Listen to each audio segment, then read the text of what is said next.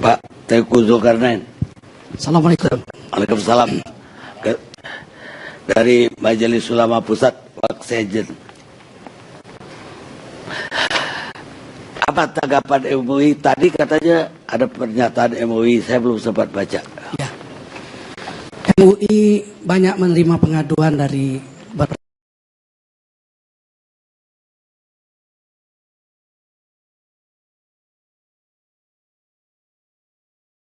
pernyataan yang dikeluarkannya itu dengan pakaian dinas dan sedang berdinas yang dibiayai oleh uang rakyat. Maka banyak pengaduan-pengaduan seperti itu. MUI salah satu tugasnya himayatul ummah, menjaga umat. Dari pemikiran sesat, dari pemikiran yang keliru, atau dari tuduhan-tuduhan orang anti-Islam, anti-agama, yang ingin merusakkan agama Islam. Itu tugas utama salah satu daripada Majelis Ulama Indonesia. Nah, setelah banyak laporan kita pelajari, kita ambil bukti-bukti, komisi pengkajian mengkaji dengan seksama. Kemudian berikut dengan komisi fatwa. Baru tadi pagi jam 10 kami mulai rapat membahas bukti-bukti yang telah dikumpulkan oleh komisi pengkajian dan komisi fatwa. Komisi pengkajian melaporkan transkrip daripada ucapan Gubernur Jakarta itu. Saya ingin cerita ini supaya Bapak Ibu semangat. Jadi nggak usah pikiran, nanti kalau nggak kepilih pasti Ahok programnya bubar. Enggak, saya sampai Oktober 2017. Jadi jangan percaya sama orang. Kan bisa aja dalam hati kecil Bapak Ibu nggak bisa pilih saya, ya kan? Dibohongin pakai surat Al-Maidah 51. Macam-macam itu. Itu hak Bapak Ibu. Jadi Bapak Ibu perasaan nggak bisa pilih nih. Karena saya takut masuk neraka. Dibodohin gitu ya. Nggak apa-apa. Karena ini panggilan pribadi Bapak Ibu. Program ini jalan saja. Nah, kalimat ini ada dua yang disorot. Pertama, dibohongin pakai surat Al-Maidah 51. Kemudian dibodohin. Gitu ya.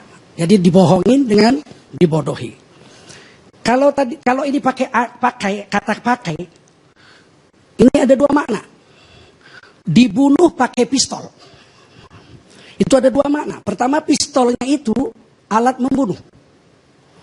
Dan ada pelaku yang menggunakan pistol itu untuk membunuh. Jadi dua. Alatnya memang alat pembunuh, pelakunya pembunuh, seorang pembunuh.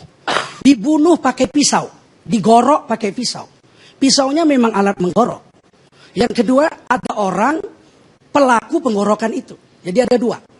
Nah, oleh karena itu Majelis Ulama memandang dikatakan dibohongin pakai surat Al-Maidah 51, maka berarti ada dua konsekuensi hukum yang harus dipikul oleh saudara Gubernur Jakarta, DKI Jakarta. Pertama, dia menuduh bahwa surat Al-Maidah 51 itu alat melakukan kebohongan. Yang kedua, ulama-ulama yang mengajarkan surah Al-Maidah 51 kepada umat Islam itu adalah pembohong. Ulama yang melakukan kebohongan.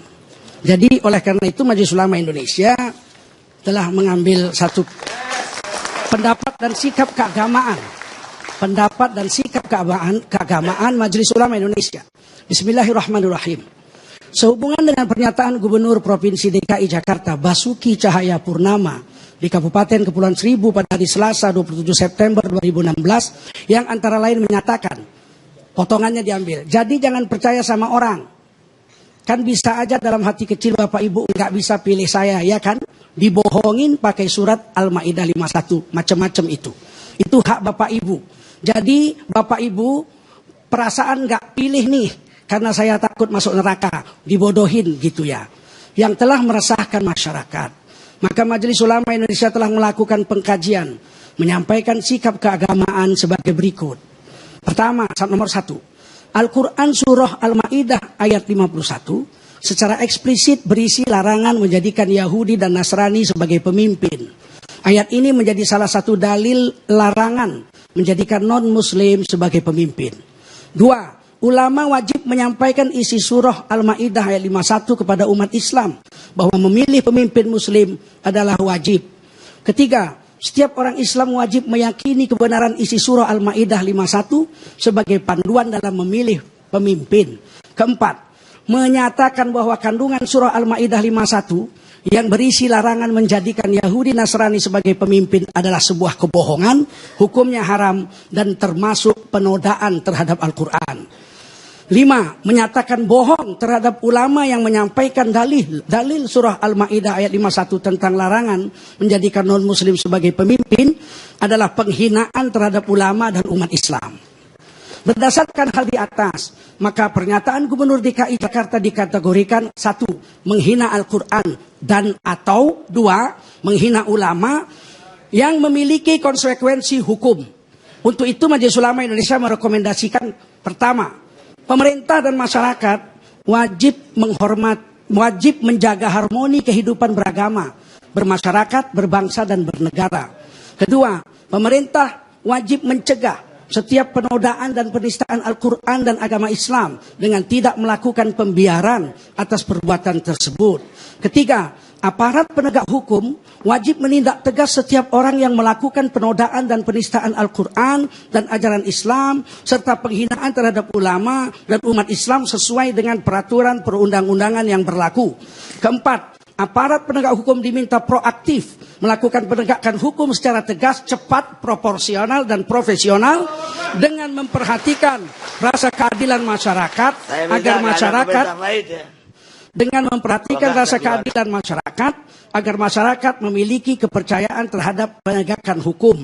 Yang kelima, masyarakat diminta untuk tetap tenang dan tidak melakukan aksi main hakim sendiri, serta menyerahkan penanganannya kepada aparat penegak hukum, di samping tetap mengawasi aktivitas penistaan agama dan melaporkan kepada yang berwenang. Selasa 11 Oktober 2016, Ketua Umum Dr. Ki Haji Ma'ruf Amin, Sekretaris Jenderal Dr. Haji Anwar Abbas, Magister Manajemen, Master Agama. Kesimpulan begini Pak Karni, penistaan terhadap agama, penodaan agama, kalau menurut 156A itu penodaan agama. Dan penghinaan simbol-simbol Islam sudah banyak terjadi di Indonesia. Dan secara bukti hukum sudah pernah berlaku di penjara beberapa orang. Sebut misalnya Arswendo Atmowiloto. Di zaman Orde Baru meletakkan Nabi Muhammad tokoh terpopuler nomor 11. Nomor 1 Pak Harto. Nomor 2 Nabi Muhammad. Pak Harto nggak bahagia dengan itu, dipenjarakan itu orang. Nah ternyata berhasil memenjarakan itu. Nah kita melihat ini dengan pernyataan yang dikeluarkan oleh Gubernur DKI yang belum masanya kampanye dan tidak ada orang mengkampanyekan ayat ini untuk memilih pasangan yang 3 itu. Kok tiba-tiba seolah-olah dihakimi bahwa para ulama sudah mengkampanyekan ayat ini untuk tidak memilih Ahok dan memilih salah satu dari 2 pasangan saingannya. Nah tentu ini harus diluruskan.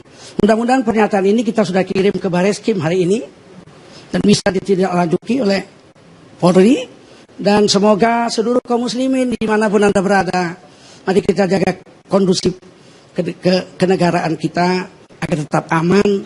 Dan apa yang dilakukan Ahok, soal niat kita tidak pernah tahu. Niatnya itu baik, kita tidak tahu. Nabi pun tidak tahu niat orang.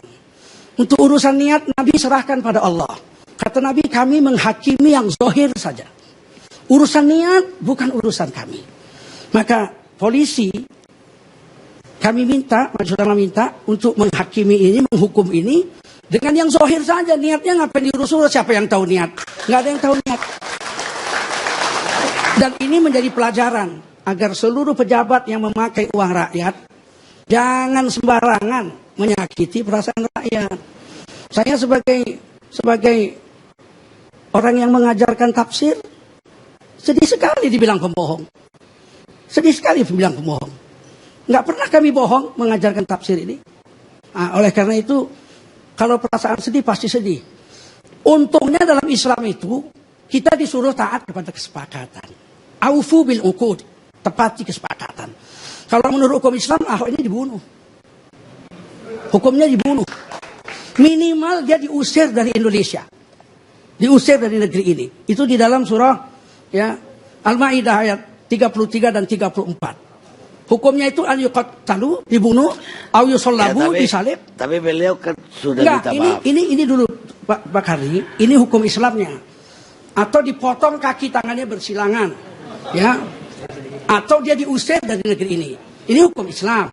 Kan kita tidak minta hukum Islam ini, kan kita mau hukum negara. Iya, memang kita. Kemudian yang kedua, minta maaf. Minta maaf, kesalahan itu ada dua. Kalau saya dihina, kata Allah boleh, kalau saya disakiti, dizalimi, saya boleh melakukan dua langkah. Pertama, saya balas dengan kezaliman yang sesimpal, bimithlihi, atau saya ampunkan dosanya, saya dapat pahala. Kalau saya disakiti. Tapi kalau istri saya diperkosa, saya tidak bisa memaafkannya. Istri saya trauma dan saya trauma. Setiap saya pegang istri saya teriak, terlihat wajah pemerkosa istri saya itu. Tentu saya minta dihukum dengan hukuman yang setimpal. Kalau dalam Islam dia dihukum mati. Kalau di Indonesia di penjara 20 tahun dan sebagainya. Kalau kesalahan itu kepada pribadi-pribadi Islam. Tapi kalau kesalahannya itu terhadap agama, menghina Allah, menghina Rasul, menghina Quran, itu hukumnya 3 aja tadi. Dibunuh, disalib, dipotong kaki tangannya bersilangan. Nah, yang keempat, diusir dari negeri ini. Nah, itu hukum Islam. Dia minta maaf, silakan minta maaf. Tapi konsekuensi hukum, dia harus memikul. Akhirnya saya tutup dengan peribahasa Melayu. Tangan mencencang, bahu memikul. Orang jantan adalah orang yang berani memikul konsekuensi dari tindakan dan ucapannya. Orang pengecut akan mencari kambing hitam untuk menutupi kelemahan dan kelancangan dirinya. Terima kasih. Kita rehat dulu sejenak. Habis.